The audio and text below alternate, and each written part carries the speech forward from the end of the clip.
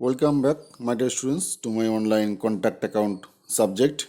Today, we are going to start a new unit and also the last unit of this subject. Today, we shall talk about unit number 8, and the name of the unit is arbitration. And there will be maximum 3 marks from this chapter in your end semester. Okay, students? So, we are going to start arbitration. এখন দেখ এই arbitration টার্মটা তোরা হয়তো অনেকে প্রথমবার শুনলি।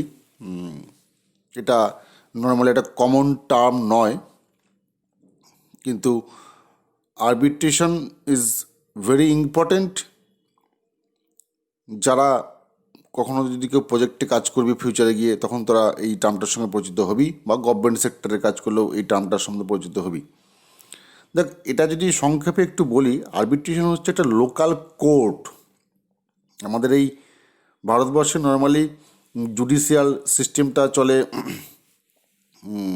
কোর্টের উপরেই, আর এই কনস্ট্রাকশনের কাজকর্মগুলো আমরা ডিরেক্টলি কোর্টে নিয়ে যাই না, এটা আমরা লোকালি সলভ করি থ্রু আরবিট্রেটর, এবং এই পদ্ধতিকে বলা হয় arbitration.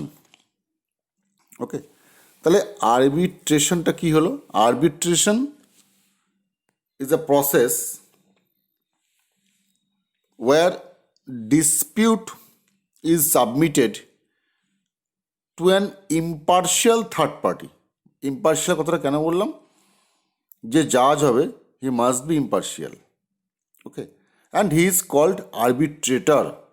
Okay, and whose decision or who make decision which is usually binding on both the parties. Both parties means এক কন্ট্রাক্টর আর হচ্ছে ওনার।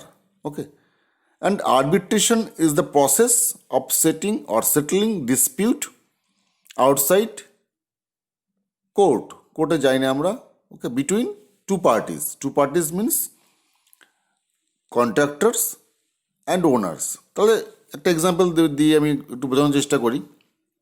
ধর, এ এবং বি, তার মধ্যে একজন কন্ট্রাক্টর একজন ওনার, এদের মধ্যে কোনো ডিসপিউট অ্যারাইজ করেছিল কনস্ট্রাকশন কাজ করার সময়। কারোর এদের সঙ্গে মতে মিল হচ্ছে না কোনো একটা পার্টিকুলারই জিনিস নিয়ে। সেটা বিভিন্ন কারণে হতে পারে। মনে কর, বিল দেওয়া থেকে শুরু করে, কাজকর্ম থেকে শুরু করে, বা স্পেসিফিকেশন থেকে শুরু করে বিভিন্ন কারণে ডিসপিউট অ্যারাইজ করতে পারে।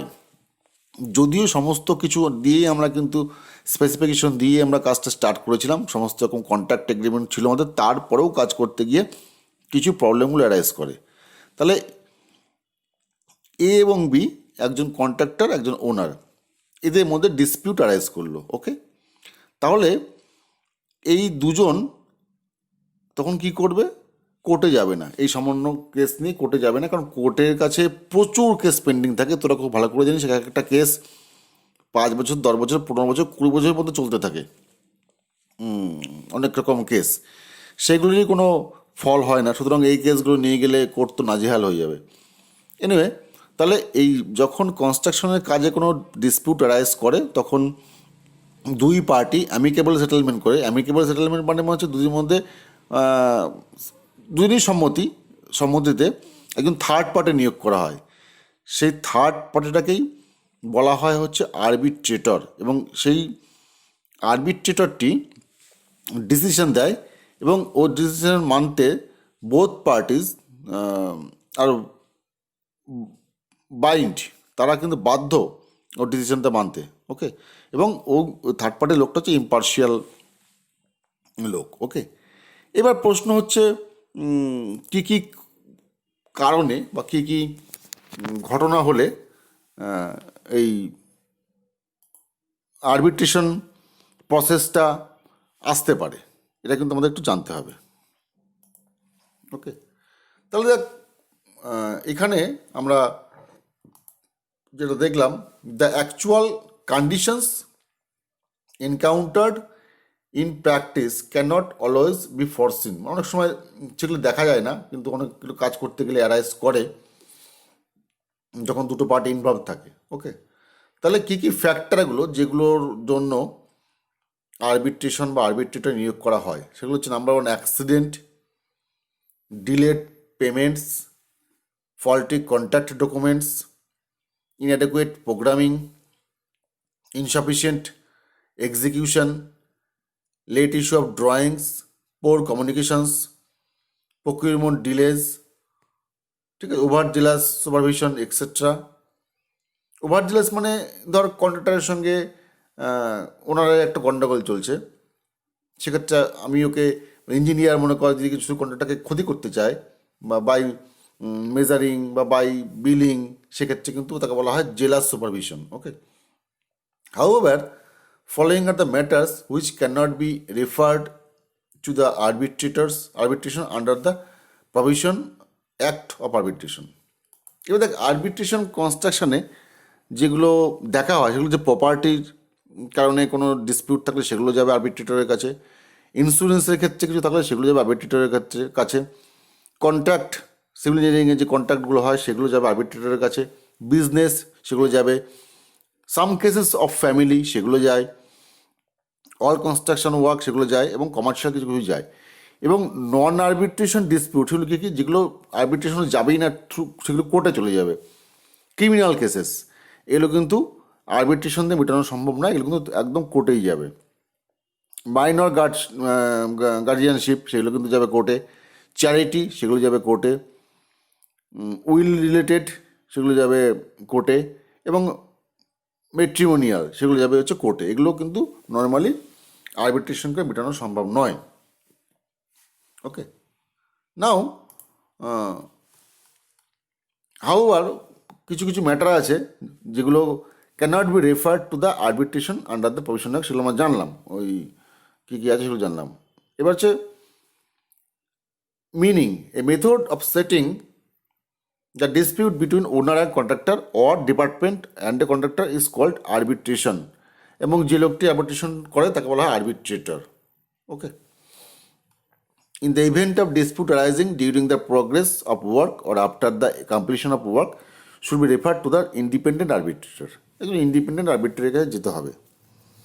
And if any dispute arises, the injured party will serve a notice to the other party demanding arbitration within 30 days after the dispute has arisen. ডিসপিউটটা অ্যারাইজ করার পরে 30 ডেজের মধ্যে আরবিট্রেশনটা কল করবে, এবং যে ইনজিওর্ড পার্টি মানে যার সমস্যা হচ্ছে সেই গিয়ে কিন্তু নর্মালি প্রথমে এই কেসটা ফাইল করবে। Okay, then upon the hearing the cases in detail he will give is award which is final and binding on both the parties.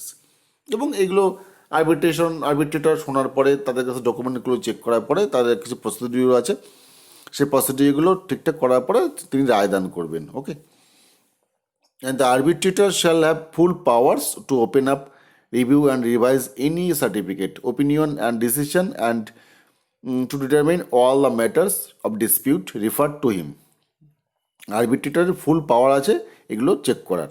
and the cost of proceedings and arbitration fees are to be shared by both the parties equally as agreed upon earlier. এবং arbitration পদ্ধতিতে করতে গেলে কিছু আমাদের ফিজ আছে, যে ফিজগুলো আরবিট্রেটরের কাছে দেওয়া হয় তো সেটাকে কিন্তু দুটো পার্টি শেয়ার করবে, দুটো পার্টি সেগুলো বহন করবে। এই প্রসঙ্গে আরেকটা কথা বলে দিই, সিভিল ইঞ্জিনিয়ারদের কিন্তু আর একটা প্রফেশন হচ্ছে আরবিট্রেশন। বহু সিভিল ইঞ্জিনিয়ার যারা কিন্তু ফিউচারে এইগুলো অবশ্য করতে গেলে অনেক এক্সপিরিয়েন্স দরকার, একটা ডিপার্টমেন্টে বহুদিন কাজ করতে হয়, তারপরে আরবিট্রেটর হওয়া যায়। তুমি কালকেই পাস করে বলে দিলে আমি আজকে তো আরবিট্রেটর হয়ে গেলাম, তার নয় ব্যাপারটা। তোমার হিউজ নলেজ থাকতে হবে, হিউজ এক্সপিরিয়েন্স থাকতে হবে, you must be conversant with your language, তোমাকে ল বুঝতে হবে, এবং তারপরে তুমি কিন্তু আরবিট্রেশনটা করতে পারবে। Okay, now quality of arbitrator, এগুলো আমরা একটু চেক করে নিই। দ্য কোয়ালিটি মানে the arbitrator should be a person of long standing experience, impartial and acceptable to both the parties. এই যে ইম্পার্শিয়াল কথাটা কিন্তু ভীষণ ইম্পর্টেন্ট। কেউ ধরো তোমাকে বললো, তোমাকে যে আরবিট্রেটর তাকে গিয়ে বললাম যে আমি আপনাকে 2 লাখ টাকা দিচ্ছি, এই কেসটা আমাকে জিতে দিন, এগুলো কিন্তু দুটো পার্টি কিন্তু সম্মতিতে কিন্তু আরবিট্রেটর নিয়োগ করা হয়। আরবিট্রেটর এমন না, ধরো আমার সমস্যা হচ্ছে, আমি বললাম না এই কাজটা আমি মানি না, আমি সঙ্গে সঙ্গে কালকে আমার একটা পরিচিত আরবিট্রেটারের কাছে চলে গেলাম, বললাম স্যার আমার এখানে সমস্যা হচ্ছে, এখানে 30 লাখ টাকা আমার পেন্ডিং, সেখানে আমি পাচ্ছি না, আপনাকে আমি 5 লাখ টাকা দিচ্ছি, আপনি কেসটা জিতিয়ে দেন। তা নয় ব্যাপারটা। ব্যাপারটা হচ্ছে যে আরবিট্রেটর হবে, he must B experienced, impartial. Impartial মানে আনবায়াসড, ও কাউকেই প্রেফার করবে না, ওর কাছে সবাই সমান। যে কেসটা নিয়ে এসছে সেও ওর কাছে যা, এবং যার এগেনস্টে ওই লোকটি কেস করছে তার কাছেও সে হচ্ছে ওই। সেই জন্য তাকে বলা হচ্ছে ইম্পার্শিয়াল এবং unbiased. He should have knowledge of rules, procedures and law, এগুলো তাকে জানতে হবে। Okay, now powers and duties of arbitrator.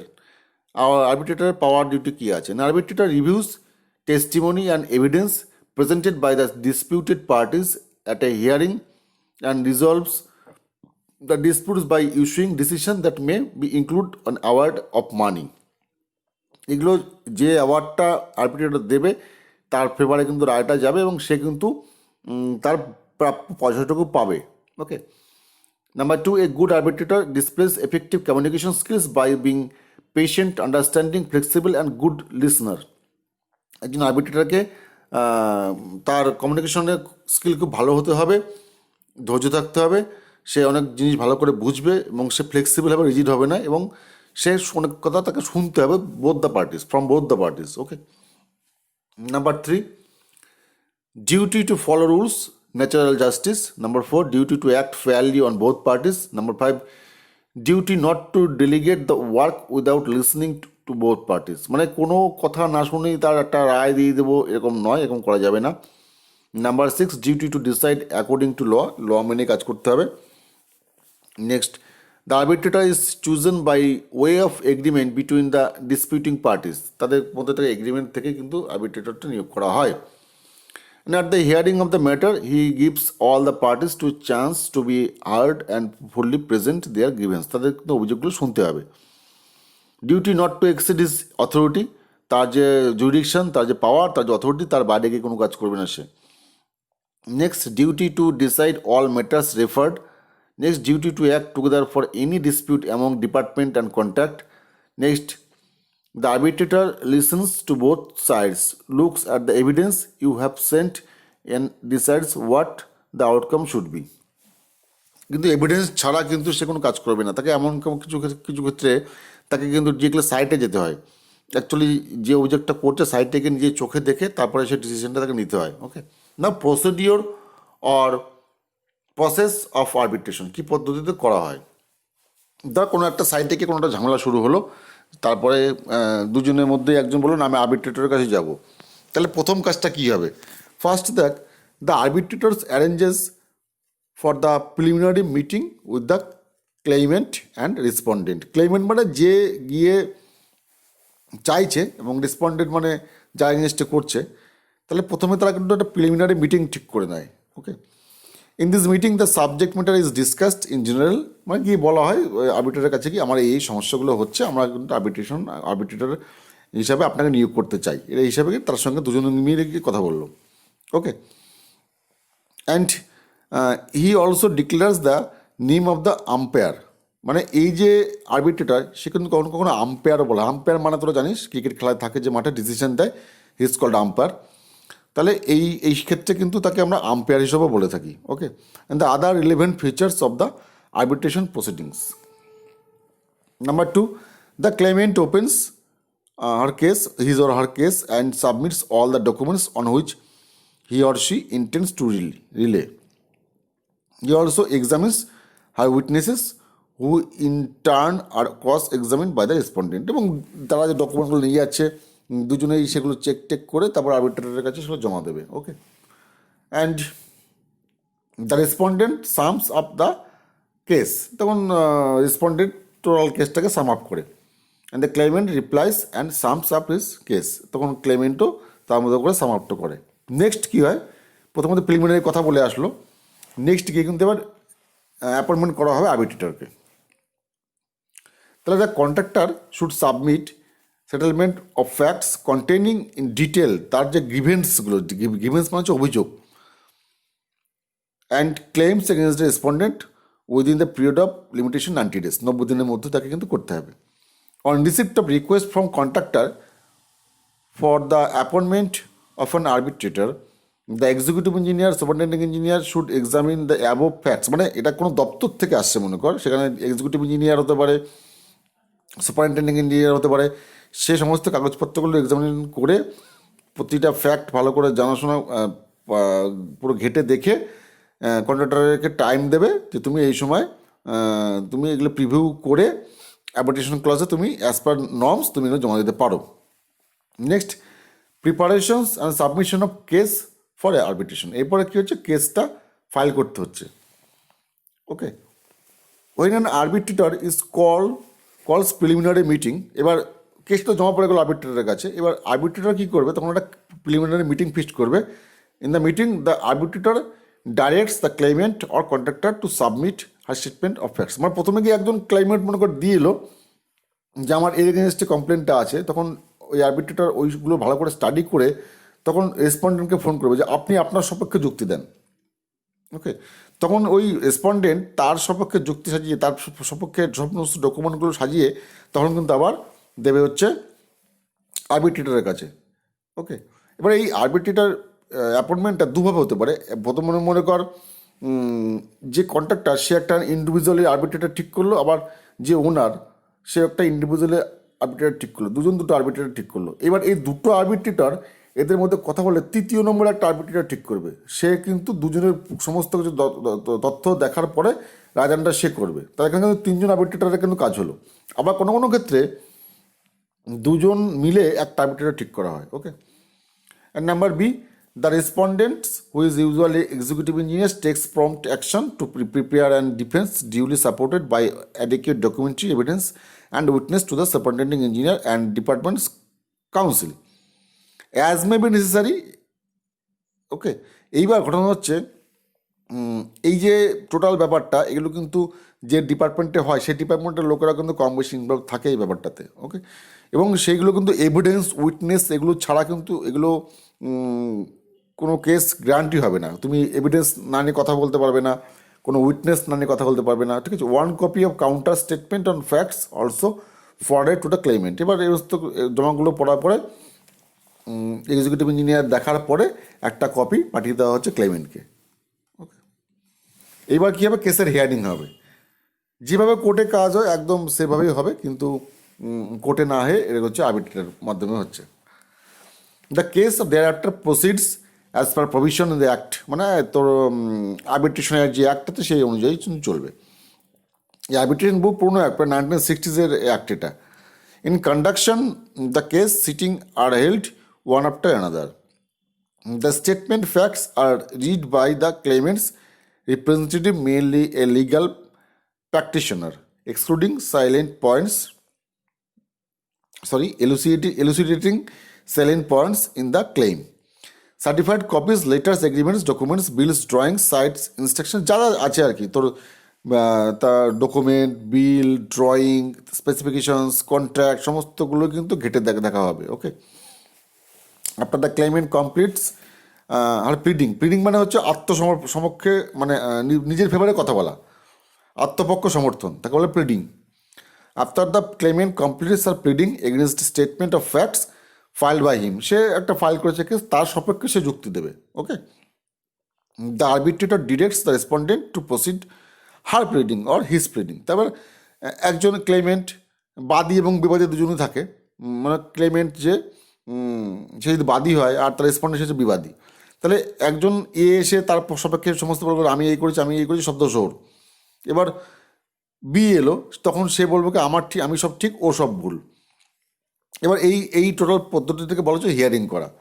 In course of the pleading the respondents representative to also produce copies, documents, agreements and drawings, correspondence যা আছে। Okay, and he also produces witness to support the counter statement in deemed necessary. যদি চাওয়া হয় তখন তার জন্য counter কিছু statement, তার কিছু প্রুফ কিছু লাগবে। ওকে, and next, after completion the pleadings of both parties, each party is given the permission to argue with his case on the basis of finding in the course of the sitting held in the case. Last point হচ্ছে award of result. এই সমস্ত hearing হয়ে গেল, দুজনের পক্ষ এই সমস্ত কথা শোনা হলো, এবং লাস্ট পয়েন্ট হচ্ছে award of result. An arbitration award is the award granted by the arbitrator in their decision.